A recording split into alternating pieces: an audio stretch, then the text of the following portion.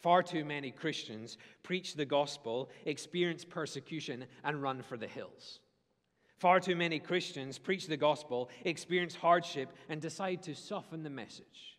It'll make it more palatable for people to hear. Far too many Christians don't even share the gospel. They think, what will my friends say? What happens if I lose my job? What happens if my business will experience lower sales and I'll struggle? And we close our mouths and we forget the privilege of suffering.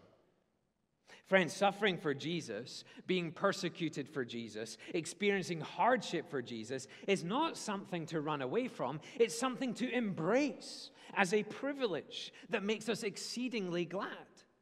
Jesus died for you. He grabbed you from the clutches of Satan himself and set you on high as a loved child of God. If you must suffer for his name's sake, and you might not, but if you are called upon to suffer for his name's sake, it is the least you can do to rejoice in it.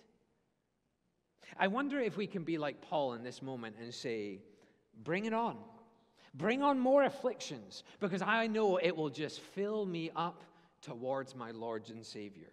Bring on the attacks. Bring on the persecutions, because I know that as a blessed child of God, I've been deemed worthy of such a thing.